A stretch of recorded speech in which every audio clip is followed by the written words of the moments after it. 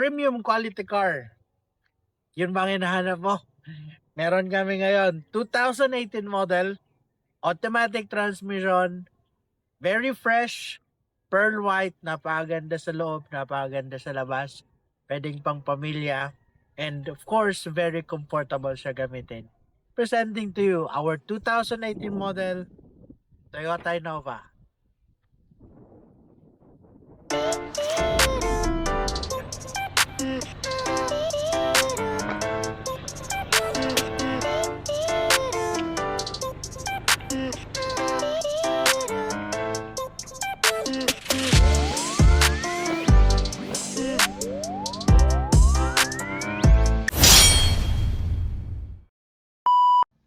Premium quality car. Ito, meron kami papakita sa inyo. Sana magustuhan nyo.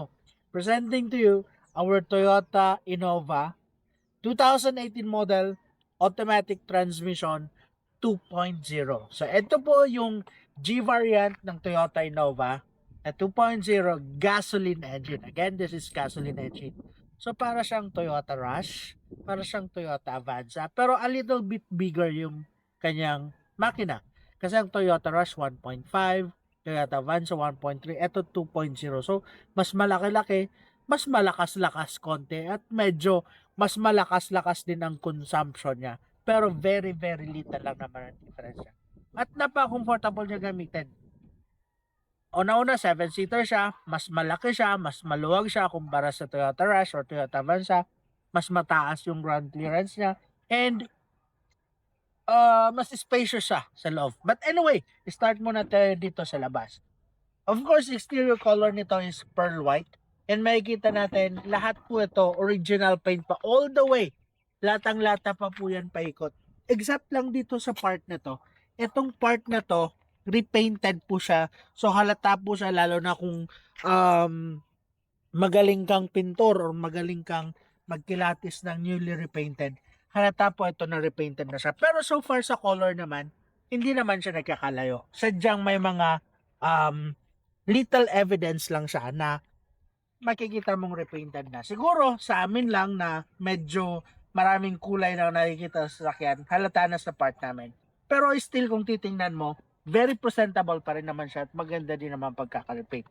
Of course, sa headlight niya, ang condition ng headlight niya, medyo kailangan din ng konting detailing. Yan. Kailangan lang yan i-buff. Ganun din sa kabila. Pero wala po siyang basag. So, maayos ang condition niya. The same sa kanyang fog light at sa kanyang signal light. Ayan. And, baka magtanong kayo, Sir Ton, nabangga ba yan kasi nirepaint na? Hindi naman po. So, siguro possible nakasabit lang sa kung saan, kaya nirepaint. So, may konting galos. Pero wala po siyang evidence na nabangga siya ng malakas impact. Kasi buong buo naman yung frame niya. Mamaya papakita namin yan sa inyo. So, dito sa side niya, naka-chrome door handle po siya. Yan. Front and back. Naka-rain visor na rin siya. Naka-signal light sa kanyang side mirror. And of course, tires niya, siguro mga 80% to 90% yung tire tread niya. Naka-Yokohama tires po tayo. Front sa dalawang. Then, syempre, naka-disc brake din po dito sa front. And of course, naka-alloy rim na rin dyan. Dito sa likod, naka-drum brake dito sa likod and naka-Bridgestone tires. Yan. Pero makapal pa rin naman siya. Yung dalawa lang talaga yung medyo bago. Okay? So, wala dito mga dents, wala din naman mga scratches. Maayos ang presentation dito sa side na to. Dito tayo sa pinakalikod.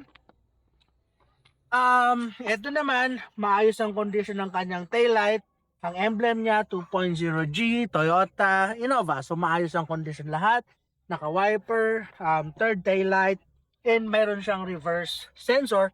At meron din yata siyang reverse camera. So, hindi lang ako sure.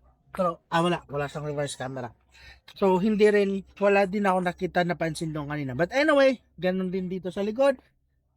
Original pa yata yung bumper niya. Hindi pa ito na-repaint na bumper. Yan.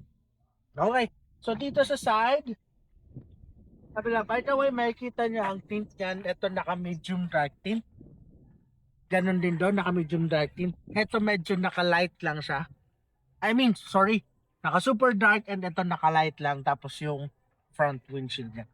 Of course, naka chrome door handle dito, naka Bridgestone tires and naka Yokohama tires sa front. And so far, exterior niya, wala naman talagang ganong very visible na scratches and dents.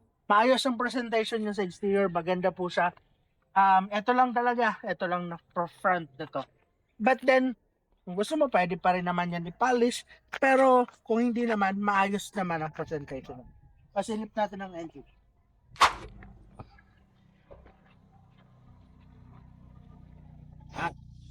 So, ito yung kanyang engine as well.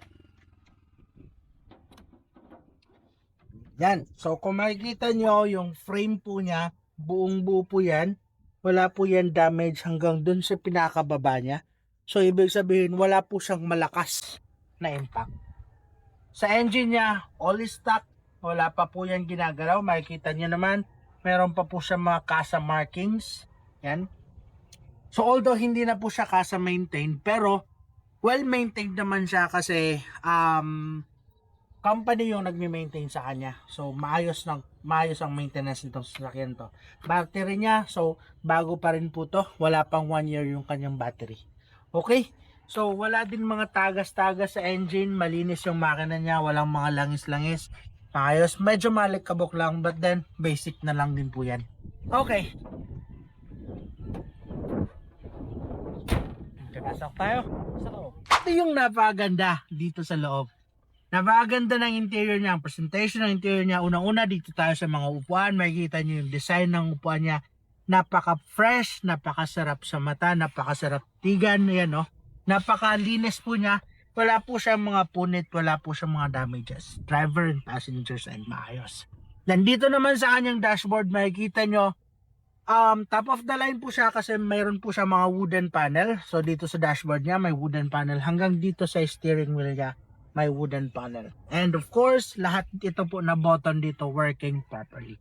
And ito pa, meron po siyang ambient lights yan. At hindi lang po dito, meron pa po hanggang dun sa likod. Okay?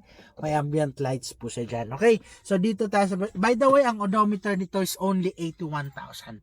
Dito sa likod.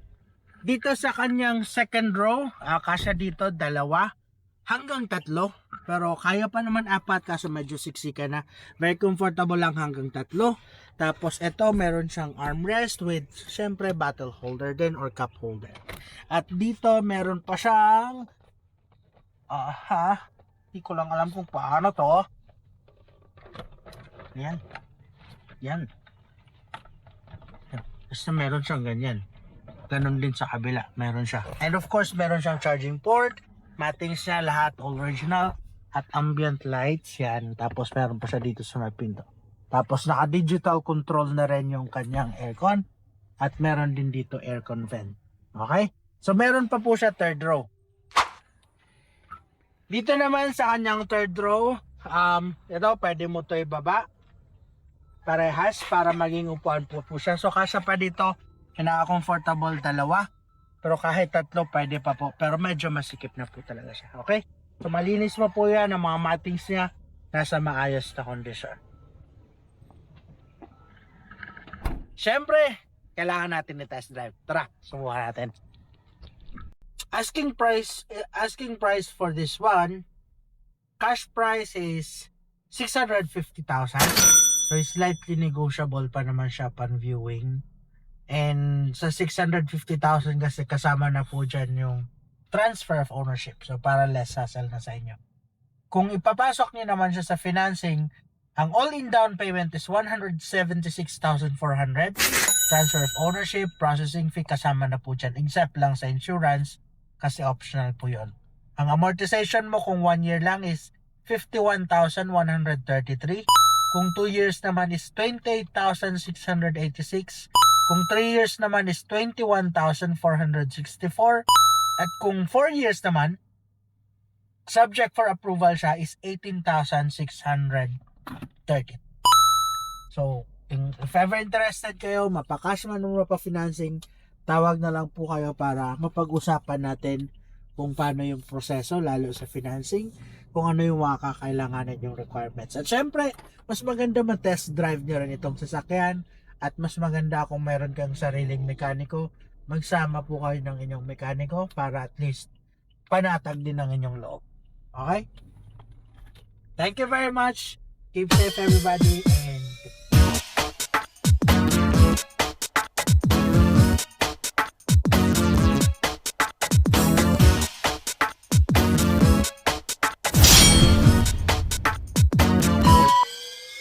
Yes, I.